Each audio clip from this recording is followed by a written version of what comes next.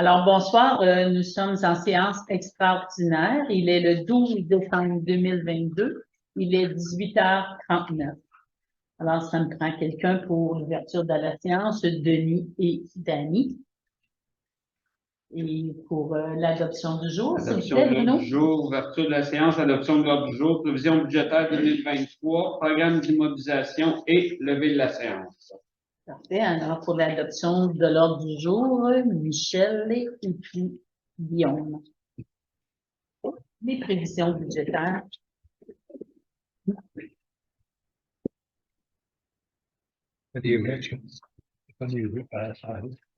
Alors, bonsoir à tous. D'abord, je voulais remercier l'équipe municipale pour le changement de présentation pour notre budget 2023 qui est beaucoup plus dynamique avec des photos qui nous illustrent bien pour Istingus. Alors, je les remercie pour le travail. Moi, j'aime bien ça quand on a des choses qui sortent de l'ordinaire, puis Istingus, encore une fois, on se démarque. Alors, merci beaucoup, messieurs, pour la présentation du budget. Alors, notre plan de présentation, vous allez voir nos réalisations en 2022, le budget 2023, les dépenses, les revenus, la taxation, la dette, l'orientation pour l'avenir et puis le plan triennal d'immobilisation. Donc, vous voyez une belle réalisation pour 2022. On est tous contents, les gens verts, on est heureux.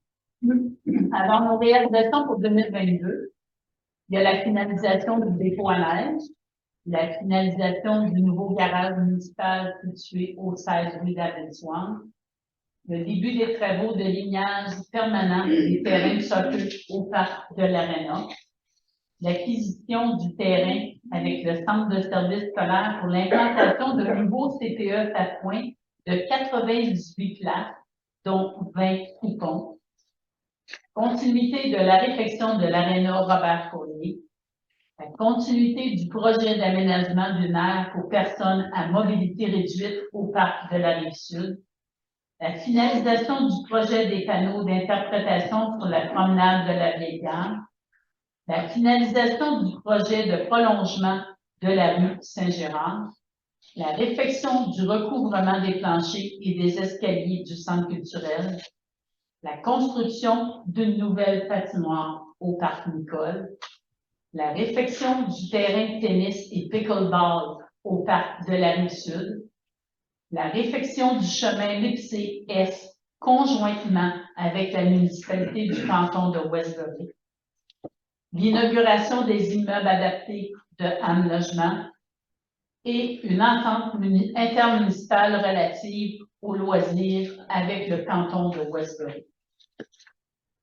Alors, voici notre budget pour 2023. Comme vous voyez, ben, c'est qu'on veut avoir l'équilibre. Hein. Il y a les enjeux qu'on a à considérer et puis les besoins actuels et futurs pour donner une belle qualité de vie à nos citoyens.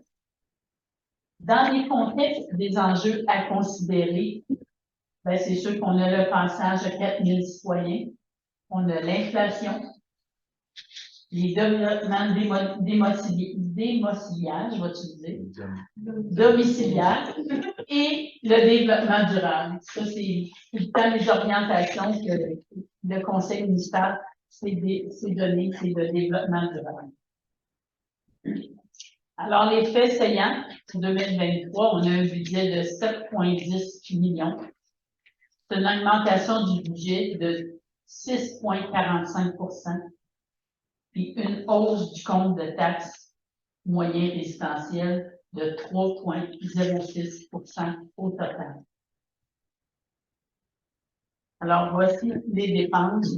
En même temps, vous avez une photo que vous voyez, notre dépôt à neige qu'on parle le plus beau au Québec. Il est à Istingus. Alors, nos faits payants dans nos dépenses, ben, c'est sûr qu'on a le contexte de forte inflation, comme nous tous, on le vit nous aussi. Le taux d'intérêt qui est à la hausse, le renouvellement des contrats en forte hausse, puis c'est sûr qu'en 2023, ben, on va avoir à renouveler des contrats qu'on s'attend avec une forte hausse aussi. Puis l'augmentation des codes part qu'on a eu, soit avec la MRC, les pompiers, puis la police, ben, on a eu de fortes augmentations aussi. La répartition des dépenses de 2023 par activité. Alors, vous voyez, les jeunes du milieu, c'est 25,58 %. La neige, c'est 19,38 %. L'administration générale, c'est 17,68 %. Loisirs et culture, 15,53 %. La sécurité publique, 9,97 %. L'aménagement et urbanisme, 5,08 %.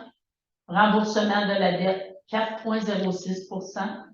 Les frais de financement, 2,80 %. Alors, c'est 87 % des dépenses sont reliées à la prestation de services aux foyers.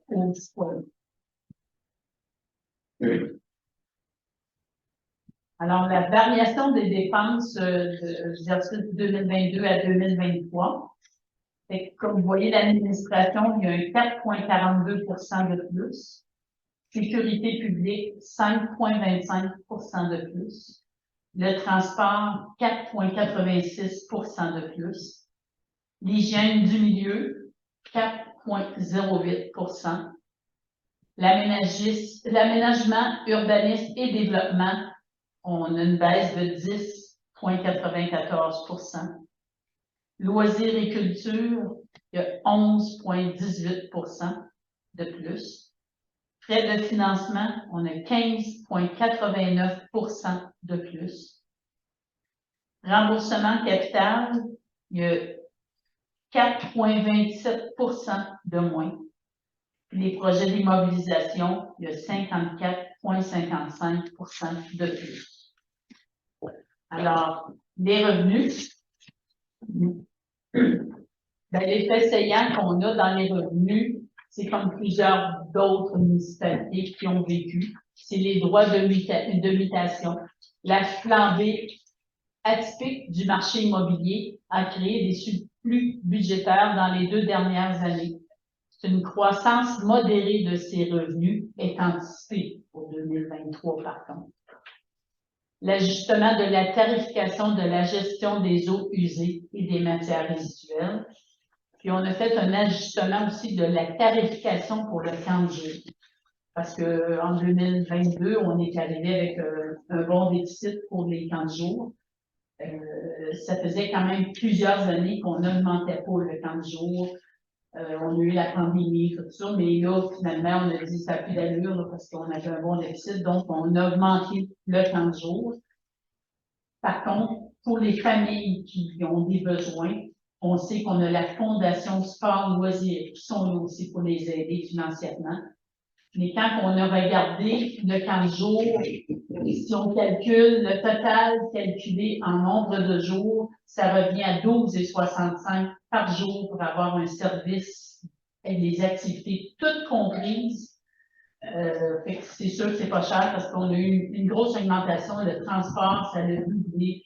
On a eu beaucoup d'augmentation.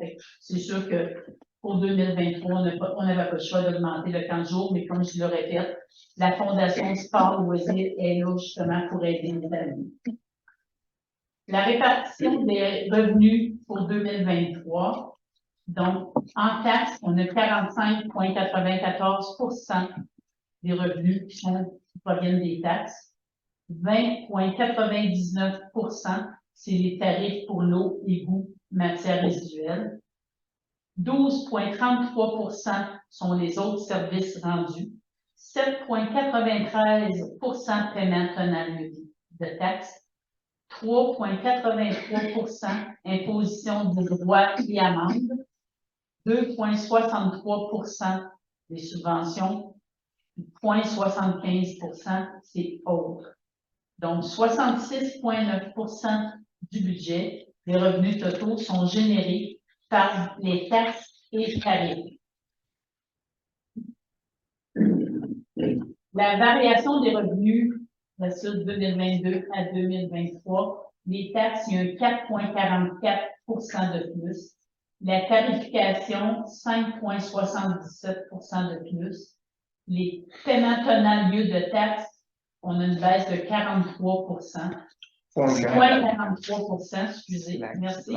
Services rendus, 19,58 L'imposition des droits, 5,25 Amendes et pénalités, 12,37 Intérêts, 113,64 Autres revenus, 0 Les transferts, 4,02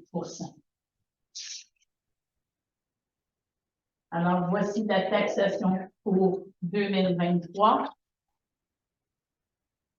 Pour le résidentiel de 1 à 5 logements, il y a 60,3 des revenus qui proviennent du résidentiel de 1 à 5 logements. Ensuite, pour les immeubles commerciaux, il y a 17,4 qui proviennent de là. Immeubles industriels, 13,2 Les immeubles de 6 logements et plus, 6,8 Terrains vagues desservis, 2,1 Les immeubles agricoles, 0,1 La variation du compte de taxes pour une maison moyenne unifamiliale. Donc, le rôle, c'est la valeur du rôle de 2022 à 2024 pour une maison qui est évaluée à 181 015 il y a un écart de 66 Donc, ça veut dire une augmentation de 3,06 comparativement 2022 à 2030. 2022, ça aurait été 2164. En 2023, ça va être 2230 Dans les tarifs et les taux de taxes spéciales par unité de logement, les bouts, ils augmentent de 15 Les matières résiduelles, ils augmentent de 15 Le taux de taxation, il passe de 86 sous à 88 sous. Donc, c'est une variation de 0,032 2,32. Ben, c'est 2 cents un petit peu plus. Le compte de taxe résidentielle moyen, si on regarde pour une maison de soit 2022, c'était de 2164. Là, en 2023, ça va être 2230. Ça fait une augmentation de 66 Comme je vous ai dit, c'est une augmentation de 3,06 C'est le service pour l'aqueduc qui augmente, des bouts qui augmente de 15 puis les ordures, recyclage et matières organiques qui augmentent de 15 Et ça fait une augmentation de 30 pour les services. Le taux de taxe en 2023, il passe à 90 sous. Les 6 logements et plus, ils restent pareils à 1,4. Les terrains vagues, ils augmentent à 1,49 au lieu de 1,47. Le non résidentiel, il reste pareil à 2,4. Industriel reste pareil à 2,68. Et l'agricole, il va à 88 sous au lieu de 88 sous.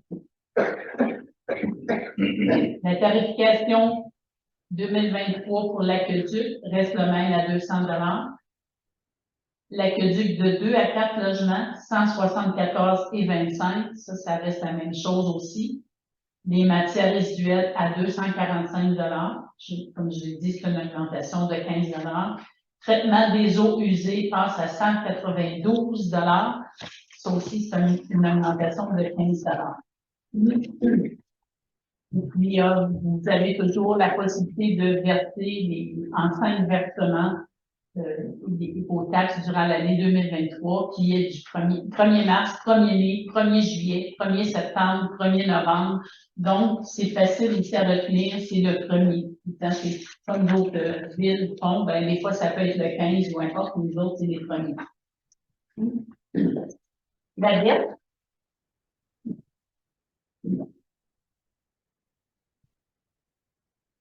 Donc, l'endettement à long terme, La dette au 31 décembre 2022 est de 5 737 200. On a la part de la CAQ qu'on doit financer à 504 300. Donc, si on enlève la dette de la CAQ, il nous reste 5 232 900. En 2023, on va avoir 2 règlements d'emprunt à financer. Ça va être le règlement d'emprunt pour le garage municipal de 1 million, puis le règlement d'emprunt pour l'aréna aussi à 1 million. Et comme vous voyez tout à l'heure, je vous parlais que le conseil municipal, on prévoit toujours d'économie durable. Ce sont des bels exemples parce que on aurait pu mettre des vieux bâtiments à terre, puis en reconstruire des neufs à des coûts beaucoup plus onéreux. Et le conseil municipal, nous, on a choisi de dire non, on restaure de vieux bâtiments qui sont encore bons, qu'on en a fait de très beaux bâtiments. Le garage municipal est un exemple pour ceux qui sont venus le visiter l'autre jour, quand on sait qu'est-ce qu'il était avant et qu'est-ce qui est devenu. Ça n'aurait pas été les mêmes coûts de dire d'en construire un neuf à la place. Et en plus, l'aréna, c'est la même chose. Elle a beau avoir 50 ans, mais elle est très bonne encore. Donc, si on y redonne de l'amour, elle va être bonne encore pour un autre 50 ans. C'est nos économies durables. Ouais. Alors l'orientation pour l'avenir, on voit que des golfeurs. Fait que l'orientation pour l'avenir, c'est comme je vous ai dit, c'est des développements durables. Le bien-être de la communauté, pour nous, c'est très important. L'expérience citoyenne, on est à l'écoute de nos citoyens. On veut toujours de nouveaux secteurs de développement économique et le sentiment d'appartenance du personnel. Pour nous, ce sont nos valeurs pour l'avenir. Le programme triennal d'immobilisation. En 2023, on met 200 000 dans le calage. La mise à niveau de l'aréna Robert Fournier, 1 million. La finalisation, aménagement, aire de jeu, parc de la Rive-Sud, 150 000. Implantation et remplacement de compteurs d'eau, 330 000. Réfection de la rue Grondin, pour le petit bout, il y avait un petit bout qui avait été fait jusqu'à devant la résidence de personnes âgées, mais plus haut, on veut le faire. Donc, c'est 700 000. La rue Alexandre II Botwell, c'est une nouvelle rue qu'on a fait en 2022, 150 000.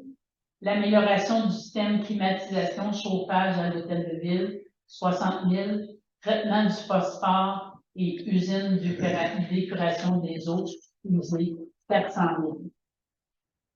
En 2024, on prévoit comme pavage 200 000 chemin mitoyen avec Westbury, 910 000 bâtiment de service Parc des Deux-Rivières, 300 000 En 2025, pavage, 330 000 réfection des infrastructures routières secteur Kennedy, 1 500 000 achat d'un véhicule travaux publics, 200 000 Alors, comme mot de la fin, les membres du conseil municipal et les employés de la ville de Saint-Luc ont de joyeuses fêtes ainsi qu'une très belle année 2023.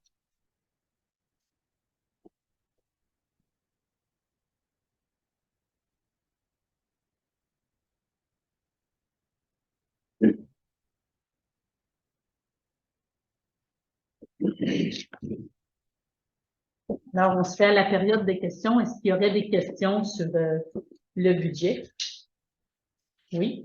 Je me posais la question pour la tarification du 15 jours. Je comprends qu'il a augmenté, mais ça fait plusieurs années qu'il n'a pas été augmenté. Là, on parle de 12,65, qui représente environ 506 $ par enfant.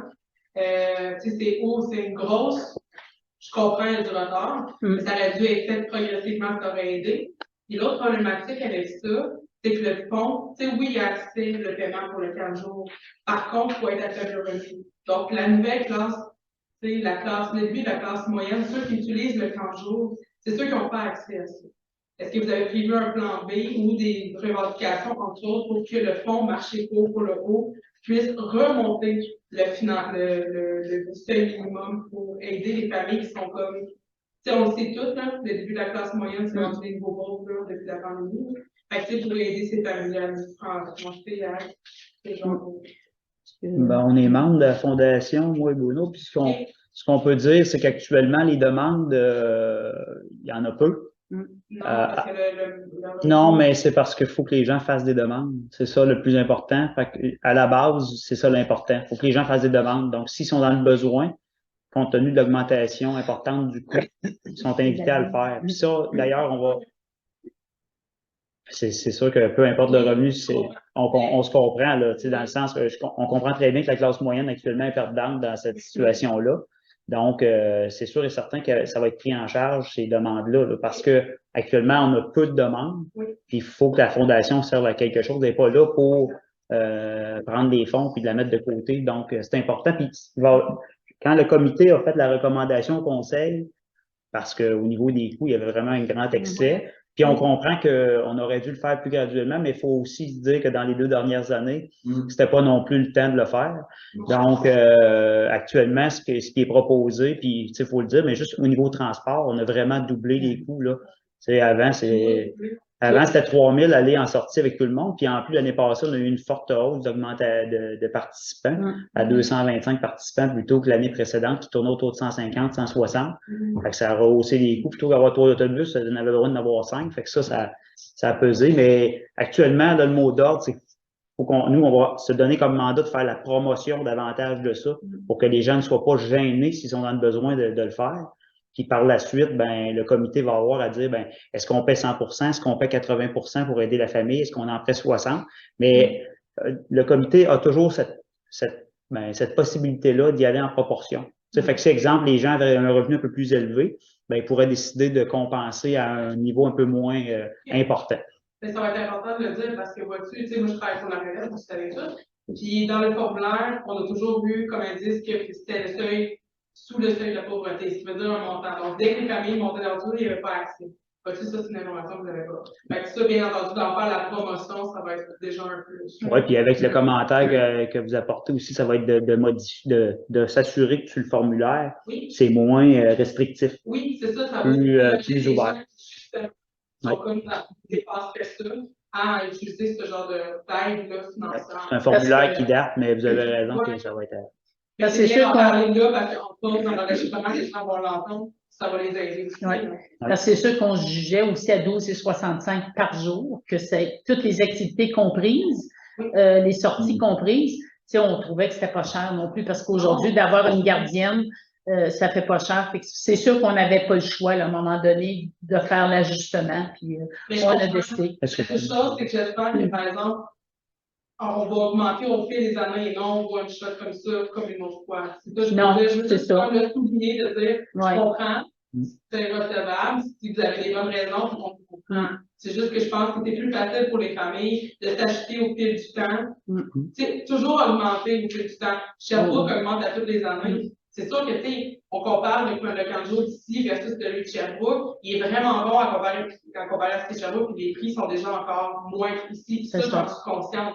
Par contre, c'est juste que de faire une augmentation one shot dans c'est un peu plus difficile. Je voulais juste quand même le mentionner pour que ça ne se reproduise pas avec les années, qu'on y pense toujours. Que ce soit juste un 20$ de plus par enfant, c'est pas si pire. Je pense que les familles vont embarquer. Mais là, on parle d'une différence de plus comme 160$. Ben, c'est sûr, c'est comme on vous a expliqué, tu sais, qu'on a vécu 2 années de pandémie, qu'on a dit, puis on veut plus en revivre, mais on était conscient de qu'est-ce qui arrivait, puis les coûts continuaient à augmenter pour nous aussi, mais on l'avait laissé stable, mais là, on n'a plus le choix à un moment donné.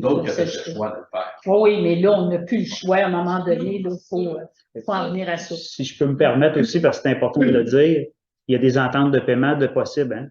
On ne charge pas des intérêts pour le plaisir d'en charger. Ce que ça veut dire, c'est que s'il y a une entente préalable, les gens conviennent qu'ils vont payer d'ici la fin. Ben, puis on s'entend, les gens peuvent s'inscrire à partir du mois de mars à avril, dépendamment de la. Fait que, tu sais, au partir du mois d'avril, les gens qui diraient, ben, à chaque semaine, je vais vous donner un montant ou à chaque mois, je vais vous en donner un. C'est possible de faire. Nous, ce qu'on demande, c'est, on veut, dans la majorité des cas, que ça soit payé avant la fin. Mais, tu sais, les gens, ils peuvent avoir jusqu'au 20 août, exemple, pour finir de payer. Fait que ça, c'est toujours une possibilité. On n'a jamais été fermé à ça. Fait que ça va être important aussi de spécifier. Les gens qui veulent prendre en entente pourront le faire avec la direction des loisirs. Merci. Est-ce qu'il y avait d'autres questions? Oui, Variation des dépenses. je m'excuse, pouvez-vous vous nommer, s'il vous plaît? Ah, avec la Parfait. Non, variation des dépenses à Pajou et des frais de financement, augmentation de 15,81. Et dû à l'intérêt plus élevé. Taux d'intérêt plus élevé. L'année prochaine, on a un refinancement qui était à 1 point. On avait un financement à 1 point quelques, là.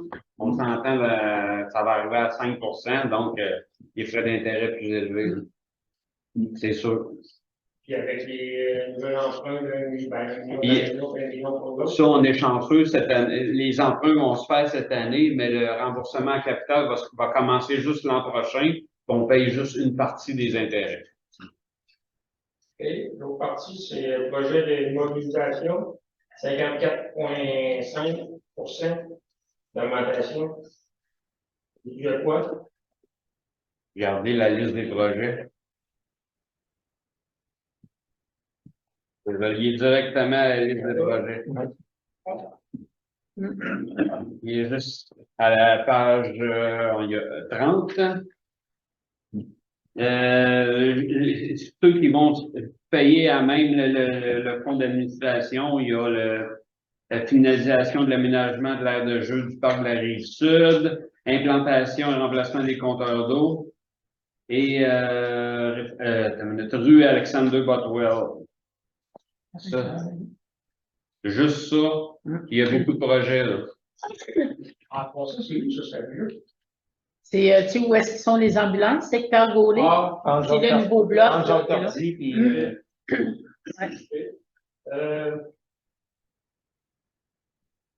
compteur d'eau. Pour tout le monde, ou je sais qu'il y en a qui ont eu des lettres, là, puis. Non. Et en 2023, c'est.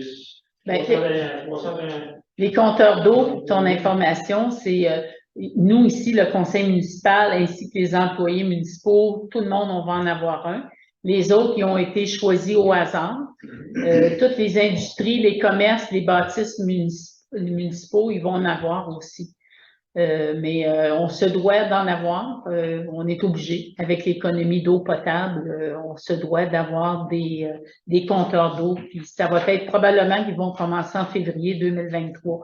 Fait que ceux qui n'ont pas reçu de lettre, comme de quoi qu'il faut qu'ils fournissent les informations, ça veut dire que vous n'êtes pas sélectionnés. Mais nous, ici, tout le conseil municipal, les employés municipaux, on en a un. Fait que c'est parce qu'on n'a pas le choix pour démontrer. Puis ça va aider aussi probablement à avoir des informations aussi dans toute la ville avec ça.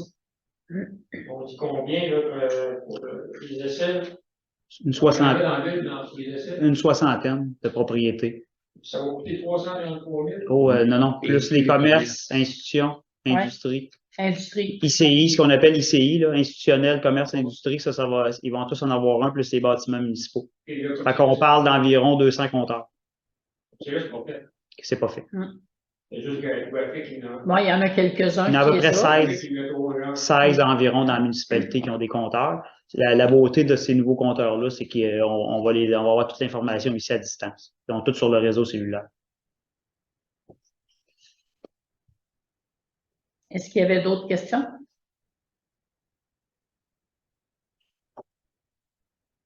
La rue Blondin, je sais qu'il va être fait. Si je compare les coûts à 700 000, puis votre petit bout de rue Saint-Gérard, vous avez fait à 450 000. C'est un Blondin pour moi, c'est Oui. Ben, c'est juste une parcelle. C'est juste une parcelle qui est faite à ce montant-là. Donc, on commence de du plein puis on descend. On va vraiment plus aller, on va être plus dans le nord, on va descendre vers le. Ben là, il m'a dit, David, il faudrait partir de la résidence puis monter. Mais en tout cas, on va en faire une partie parce que l'objectif, c'est que sur la prochaine taxe sur l'essence, on va finaliser. C'est qu'actuellement, il reste des sommes suite à la réfection de la rue Horton, York-Roy. Donc, pour pas les perdre au niveau de la taxe sur l'essence, on veut débuter une parcelle de Grondin, puis on va la finaliser dans la continuité de la prochaine taxe sur l'essence.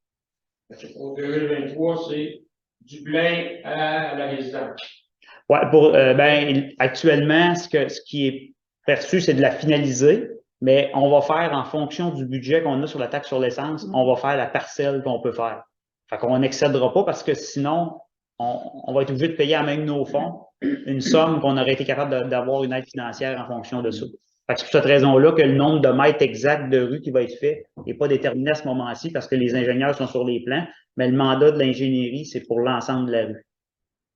Et le contrat, oui, pas encore. Non, on n'a même pas de budgétaire actuellement.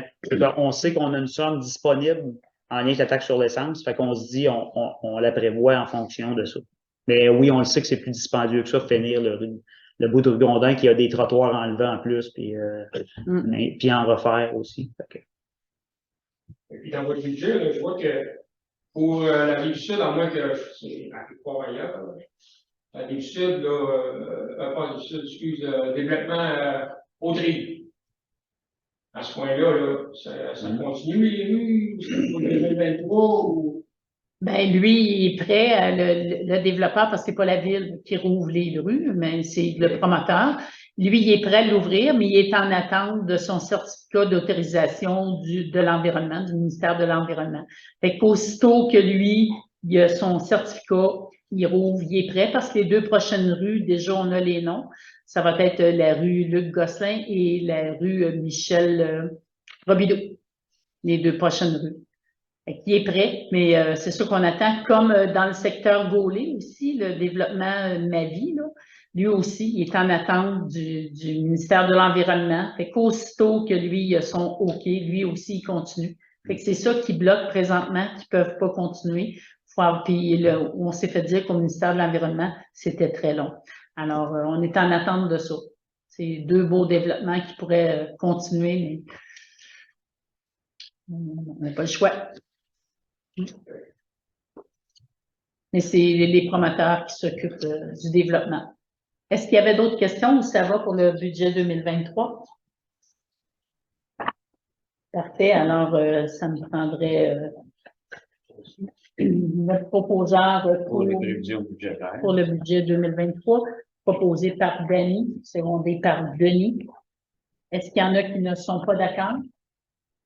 Il faut juste préciser que les prévisions budgétaires ils vont être disponibles exclusivement sur le site web de la ville. Ils ne sont pas distribués à chaque adresse. Ils vont être sur le site web. Parfait. Ensuite, le programme d'immobilisation 2023, 2024, 2025. C'est l'adoption du Tel qu'on a présenté dans le budget tout à l'heure que je vous ai présenté. Alors, c'est proposé par Nicole et Anthony. Est-ce qu'il y en a qui ne sont pas d'accord? Parfait, merci.